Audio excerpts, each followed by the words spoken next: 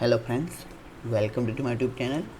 Today in this video I will show you how to use the radio button in our Qt widget application and what are the uses of the QRadioButton and how to access its basics property, apply the basic property, and what are the signals and slot for the QRadioButton control. So let's start. So here is one radio button. So radio button is basically used for the selection. Either is a you will this kind of functionality is mostly shown whenever you fill up any form. That time once basic selection is a gender selection, so you can select as a male or female. So let's select one radio button. So let's type basic type 1 and here type 2. Okay, so this is our two radio button. Okay, so radio button is used for this any or selection for the basically not a multiple selection, single selection. Okay, so there is a simple font properties as per other controls, as per like other controls, and here you can also is this a checked or unchecked status, or also you can set the icon for it and auto repeat and checkable status for it. Okay, so these are the common and basics property for other mostly all controls like a radio button, push button, checkbox control. So let's run the application and check it once. Wait for the build. Checkbox is mostly used for the multi selection, while a radio button is used for the single selection. So you can see when I click on the type 1, the automatically type 2 is unchecked. So either you can select any one, as same as for if you add one more radio button. Okay, so also work like that. Let's run the application.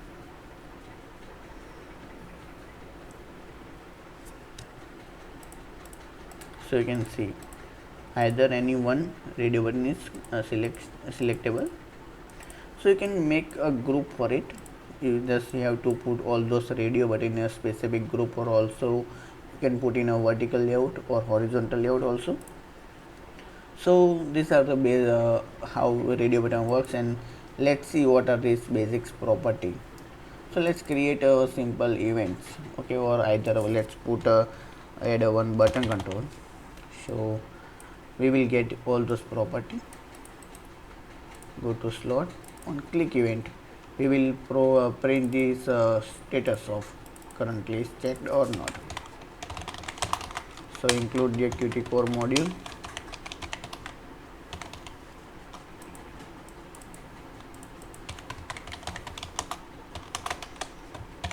type 1,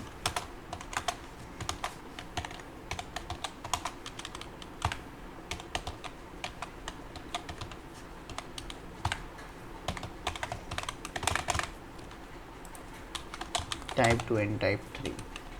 So we will print our all three radio button status. So by use of this function is checked, you will get yes currently checkbox radio button is selected or not. It's just like what checked or not. It just is basically is a common functionality between the checkbox and radio button. Either but radio button is used for this single selection, while checkbox provide you to select multiple options. Let's run the application, build for wait for the build.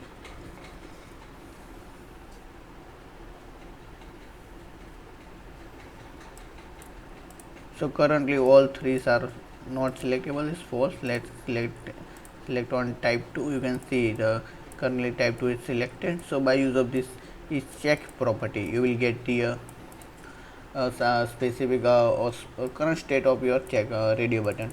Let's add one more push button to set this specific property or check the status. Go to slot.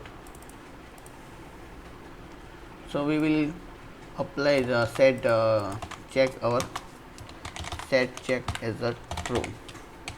Okay, we will select our checkbox 2, radio button 2. Let's wait for the build.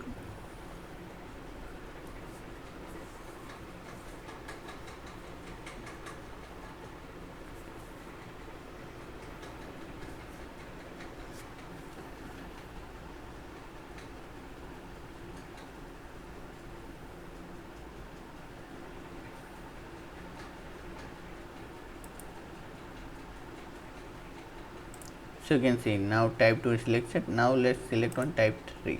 Now click on the push button. So you can see type 2 is selected, but while type 3 is unchecked automatically. So this is a common behavior of the our radio button control. Why either you can control your radio button by use of programmatically or by user action. So it will automatically behave just like a single selection. Okay, let's create its event. So here we will go to slot, and there is a one abstract button event is a toggle control, release, press, click. And so for radio button we generally use the toggle event. So now we will connect a toggled event with your specific slot instead of creating directories. Now let's create the slots. Void on type 1 radio button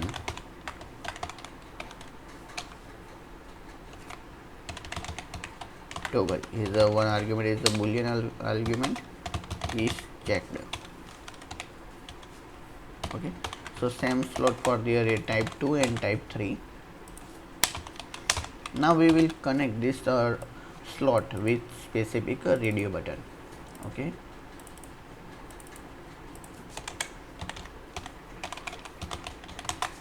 connect. Our sender is our radio button and signal is the toggle. Receiver is this window and slot will be this one. Okay, there is one argument is a boolean. So simply just copy this line and assign the or change the object name. Okay, here the radio button 2 and radio button 3. Just rename the function slot. Now here we have to define the function. Okay, so this is a type 1 and this is for the type 2. So slots are ready and you can easily connect a specific type radio button with the toggle event for the specific radio button. Now let's print this one message also. Here we will use this argument type 1, type 2 and type 3. So whenever the radio button state was changed, this message will be printed.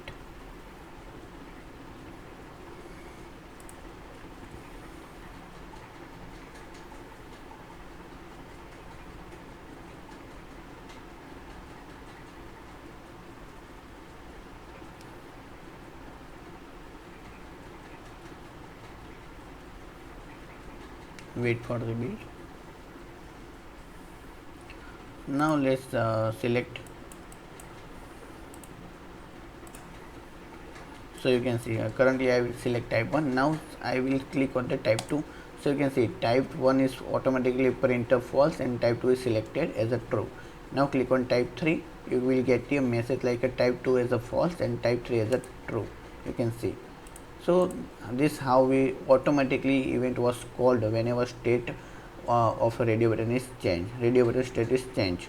Okay, now we will select type 2 as a programmatically. Okay, so now click on this push button. So you can see that type 1 is automatically set as a false and type 2 is selected as a true.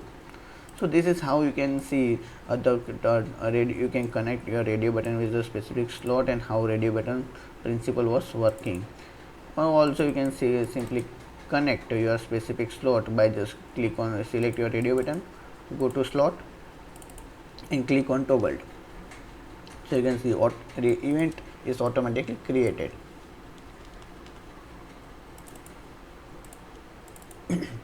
Or you can create your manually as a private slot. So this is how radio button works, and please drop your comment if you have any questions about radio button and how to use in our real-time application.